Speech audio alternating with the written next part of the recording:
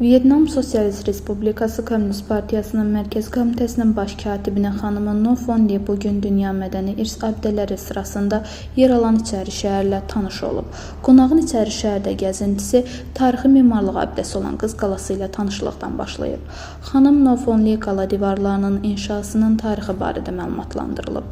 Bildirilib ki, eramızdan əvvəl 7-6-cı əsrlərdə əsası qoyulmuş Qız qalası 12-ci əsrdə bərpa edilib.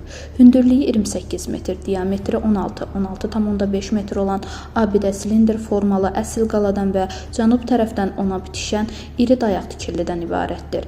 Qız qalasının içərisinə daxil olan qonağa abidənin daxili strukturu, keçmişdəki funksiyası və arxeoloji tapıntılar barədə ətraflı məlumat təqdim edilib. Yaxınlıqdakı Sıratağlı dini memarlıq kompleksinin ərazisindəki ekspozisiya ilə tanışlıq qonaqda böyük maraq doğurub. Gəzinti zamanı baş katibin xanımına UNESCO-nun Dünya İrsi siyahısına daxil edilmiş İçəri şəhər Dövlət Tarix Memarlıq Qoruğu, həmçinin burada aparılan təmir, abadlaşdırma və bərpa işləri barədə də ətraflı məlumat verilib. Qeyd olunub ki, İçəri şəhər ərazisində müxtəlif əsrlərə aid nadir tarixi memarlıq abidələri qorunub saxlanılır.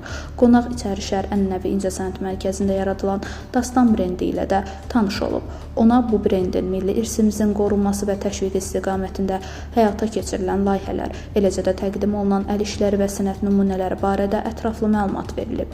Burada baş katibin xanımına xatirə hədiyyəsi olaraq xarı bülbül, döş nişanı və Qarabağ xalçası ornamentləri ilə bəzədilmiş suvenir qab hədiyyə olunub. Gəzinti zamanı qonağa yeraltı hamam barədə məlumat verilib. Qeyd olunub ki, 17-ci əsrin əvvəllərinə aid olan bu tarixi memarlıq abidəsi İçəri şəhərin cənub-şərq hissəsində yerləşir. Güşə daşlarından inşa edilən hamam memarlıq üslubu və özünəməxsus xüsusiyyətləri ilə həmin dövrün şəhər hamamı ənənələrini əks etdirir.